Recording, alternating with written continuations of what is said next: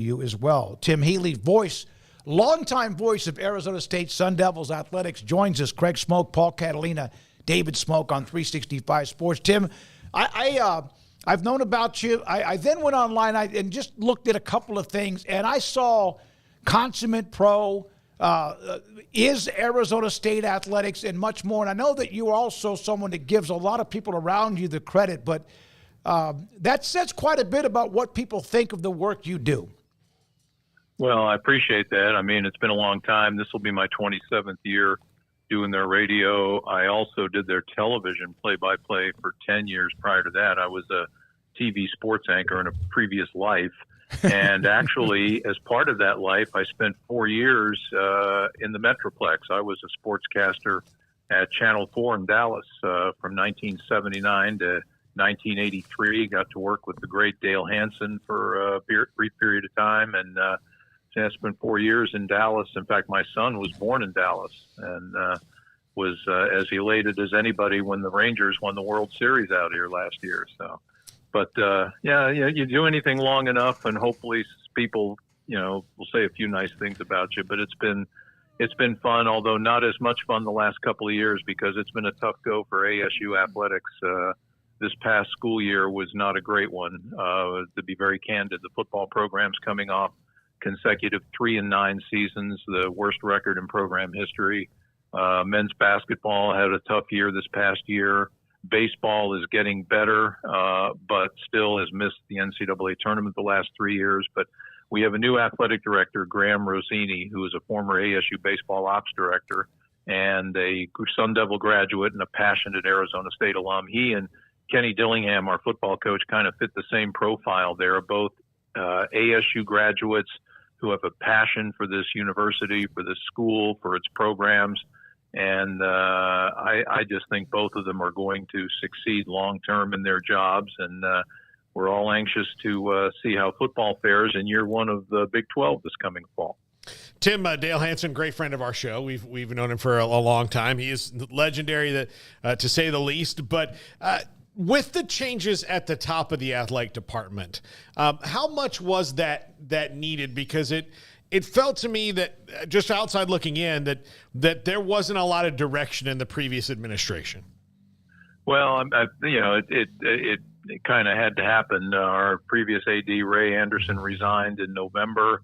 Ray was very much attached to the hiring of Herm Edwards and all that unfolded in that. Although I would submit an argument that the first 3 years of Herm's time here was a period of time where the program was actually on an upward trajectory.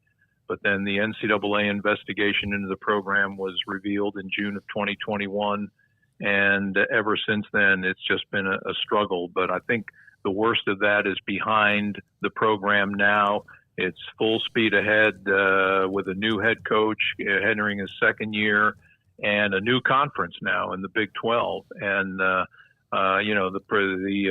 Big 12 preseason media poll came out today and picked Arizona State dead last in the Big 12 this coming year. But coming off the 2 seasons they've had in the last 2, it's not horribly surprising. But I really think the Sun Devils this year have a chance to be a whole lot better than what the Big 12 media thinks they'll be.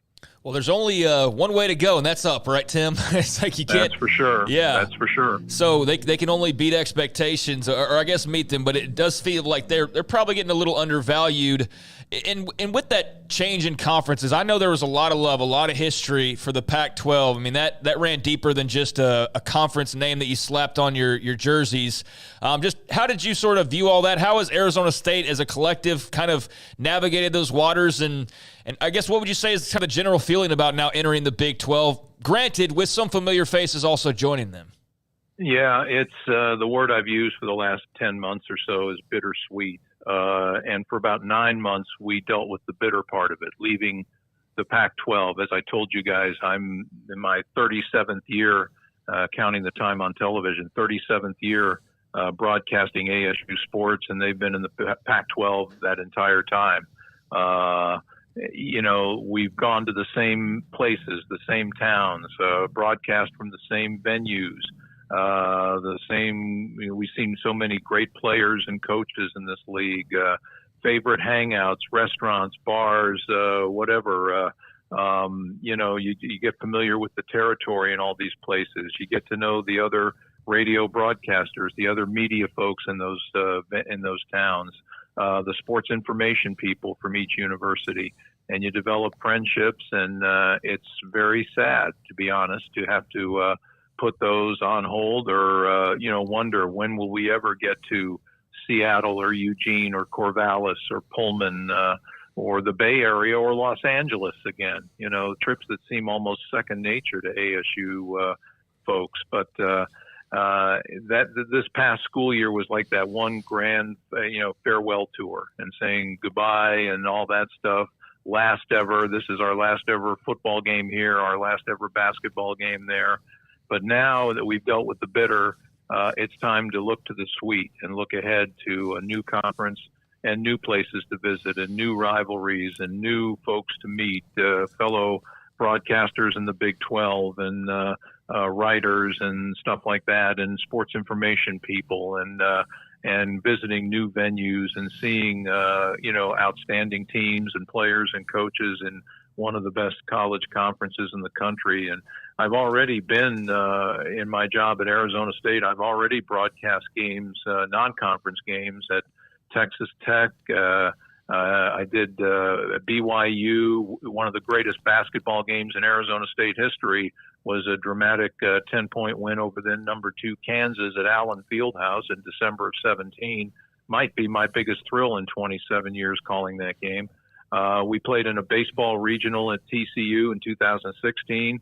And I'm sure you guys probably remember we played in round 2 of the NIT at Baylor in 2013 and lost a close game to Baylor in the second round. An Arizona State team that the following year went to the NCAA tournament. So we've been to a lot of the places in the league. I even did a baseball game in Manhattan, Kansas at Kansas State about 16 years ago. So I've been to some of the places, and we played Oklahoma State a couple times in football, and we're going back there in football and basketball this coming season. So fairly familiar to a certain extent, but looking forward to getting more involved with that. And also, because of my background at Channel 4, I got a heaping helping of what football means in the state of Texas. And so I'm kind of looking forward to games, against or at TCU and Baylor and Texas Tech and Houston. In fact, our first ever Big 12 game will be at Tech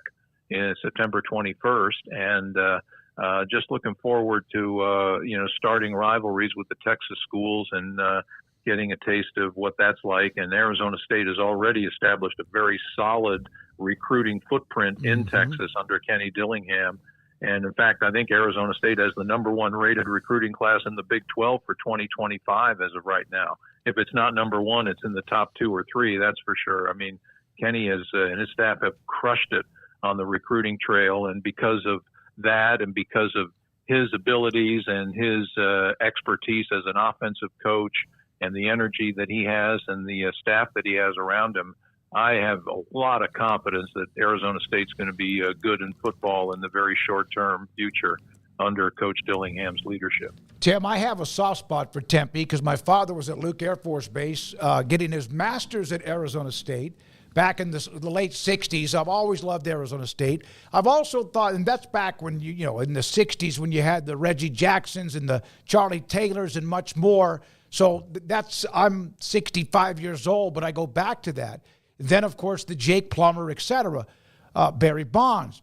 My question for you, I've always thought that ASU was a sleeping giant. Do they understand that they're a sleeping giant? Well, to tell you the truth, that's a phrase that I can't tell you how many times I've heard that and used about Arizona State through the years, a sleeping giant. And, just to a lot of our fans, I'm sure it seems like the nap has lasted a lot longer than it should have. But I really think that we have people and coaches in place, at least in the 3 sports I do. I've talked about Kenny Dillingham. Bobby Healey has brought in 2 5-star recruits, and I think we have a chance to be really good in basketball this coming fall. And we have had some memorable moments in basketball under Coach Hurley's leadership the last decade. And, He has really crushed it on the recruiting trail with a pair of 5-star recruits coming in, and I can't wait for the start of basketball season. And especially given the fact that we'll now be playing in what I think arguably is the best basketball conference in the country. And under one of our former all-time great players, Willie Bloomquist, our baseball program has shown exponential improvement each of the last 3 seasons, and potentially could have been NCAA regional teams the last 2, but just weren't able to finish the deal either season. But I think under Willie's leadership, I think we have a chance to turn a corner in baseball as well as we head to the Big 12. So hopefully that nap is about to end. And all the great things that exist about Arizona State, highly desirable place to live, the Phoenix metropolitan area. If you discount the 107-degree temperatures we have outside as we speak here, for about 8 months of the year, the weather is as good as any place in the country. And we have very good facilities. We do need a refurbishing, or we need help with a basketball arena. Our basketball arena is showing its age, to be polite. But other than that, our facilities, they've redone what used to be known as Sun Devil Stadium, now Mountain America Stadium, and it's a great venue for football. Our baseball team plays at the former home of spring training home of the Oakland A's, Phoenix Municipal Stadium, and it's a wonderful facility. And basketball does have a terrific practice facility. We have good facilities out here, and there's a lot to be proud of at Arizona State. And we're looking forward to the start of play in the Big 12. And I do think that the program, the department as a whole, and in particular the programs for which I broadcast, have a good chance to turn a corner soon. Tim, You mentioned that you think the team has more potential than where everybody voted them, down towards the bottom of the league. Do you think if they had a returning starter at quarterback that might have been a little bit different? Possibly. Given the record of the last 2 years, it's not, as I said, it's not surprising they were picked last. But the one thing I can tell you is I think there's a really good chance that when the Sun Devils play their season opener against Wyoming on August 31st, that an actual quarterback may take the snap at center on the first play of the game. Because in the last 2 games of the season, ASU was so injury-riddled that Kenny Dillingham was actually having to play 2 nationally ranked Pac-12 opponents, Oregon and Arizona, with running backs and tight ends taking the snaps from center. And because they were so depleted injury-wise. And if they had a returning starter, that might make a difference. I've always felt that a returning, and especially a talented returning starting quarterback, is a huge plus for a team. And, with ASU, you have basically, in all likelihood, 3 players that will compete for the job. They have a transfer from Michigan State, Sam Levitt, who is a highly recruited freshman from the Portland, Oregon area. You have Jeff Sims, who was a quarterback at Nebraska last year and had troubles with turnovers, but he had 3 fairly efficient seasons at Georgia Tech prior to that.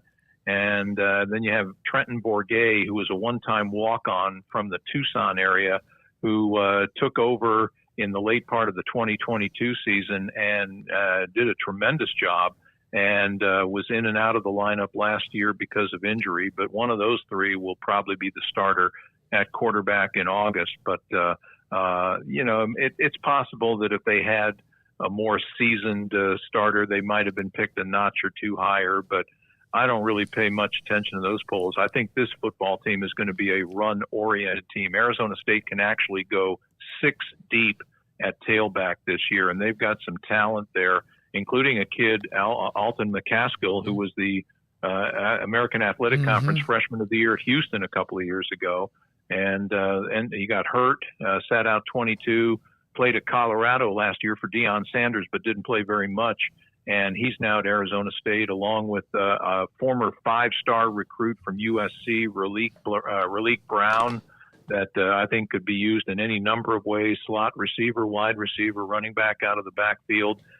their own running back, Cam Scattaboo, who was one of the players that took snaps at quarterback late in the season last year, was an honorable mention All Pac-12 performer. A highly regarded freshman running back out of the state of Washington, Jason Brown Jr., no relation to Relief Brown.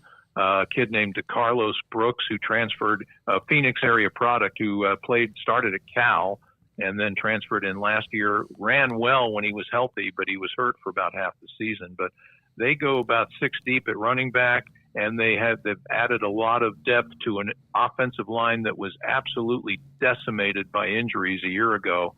And this is a team that ran for over 200 yards, even though they got their clocks cleaned by their arch rival Arizona in the season finale last year. They ran for something like 220 yards against the Wildcats. And I think they have the potential to be a pretty good running football team this year. And hopefully they can get the passing game going with whoever is a quarterback and an improved group of receivers. I think you kind of all addressed it there, because I was going to ask you about the running backs. I mean, that certainly seems to be their strong suit. I love the McCaskill pickup. I mean, obviously health is going to be a factor, but if he's healthy, then if he can replicate what he did a couple years ago in Houston, that would be fantastic. But I did also want to ask you about Cam Scattaboo. In the midst of what was a lot of trials and tribulations and just hard times, I mean, how much energy and just excitement did he kind of interject from time to time? How much fun do you have calling his style of play and his games? Oh, he's a blast. I mean, he is that all-purpose player. He's kind of a throwback player. You know, he probably would have been good in the era with leather helmets and no face masks, and I think he was one of the finalists for the Paul Hornung Award, and justifiably so, because this is a guy who played, he was a running back. He played quarterback at times last year. He was used as a receiver, played on special teams, both punt and kickoff teams. Just an absolute throwback of a player that was, I think, one of the most versatile in the country last year. And he was a quality running back, and had a great game against USC here at home back in September.